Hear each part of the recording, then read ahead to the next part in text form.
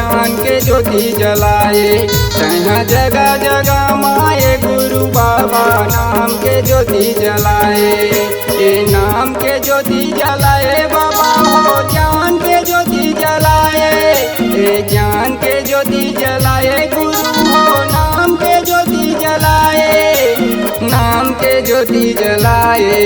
जहाँ जगह जगह माए गुरु बाबा ज्ञान के ज्योति जलाए। जहाँ जगह जगह माए गुरु बाबा नाम के ज्योति जलाए।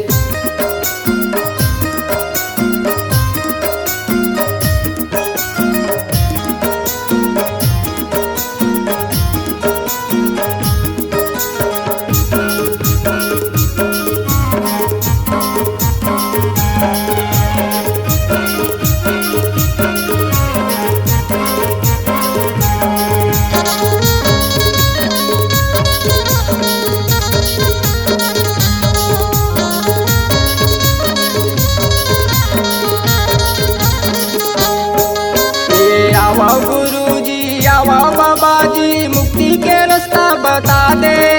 ए आवा गुरु जी आवा बाबा जी मुक्ति के रास्ता बता दे। भव सागर में फंसे हैं नैया या के पार लगा दे। भव सागर में फंसे हैं नैया या के पार लगा दे। या के पार लगा दे बाबा आके पार लगा दे। आके पार लगा दे गुरु आके पार लगा दे। यहाँ जगह जगह माए गुरु बाबा ज्ञान के ज्योति जलाए। यहाँ जगह जगह माए गुरु बाबा नाम के ज्योति जलाए।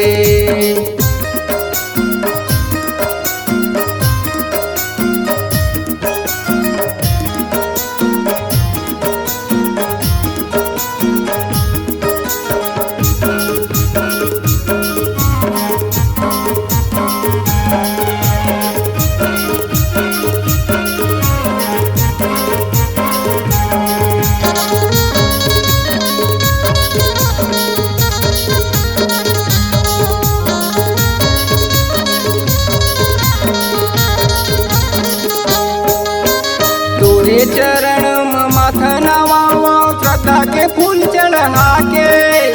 तोरे चरण में माथा नवाओ श्रद्धा के फूल चढ़ा के। मन वांछित फल दे दे गुरु मांगा तो ध्यान लगा के। मन वांछित फल दे दे गुरु मांगा तो ध्यान लगा के। मांगा तो ध्यान लगा के बाबा मांगा तो ध्यान लगा के।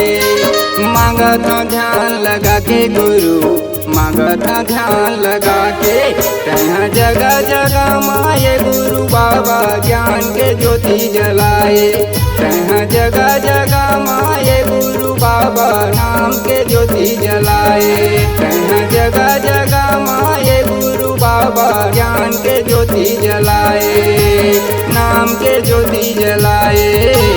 ज्ञान के ज्योति जलाए। नाम के ज्योति जलाए। ज्ञान के ज्योति जलाए। जय जोहार संगवारी हो राजेंद्र पाल यादव यूट्यूब चैनल आप मन बर नवा नवा गीत लेके आवत हैं। हमारे यूट्यूब चैनल राजेंद्र पाल यादव को लाइक शेयर एवं सब्सक्राइब करें। लेटेस्ट अपडेट पाने के लिए बेल आइकन को दबाना बिल्कुल न भूलें।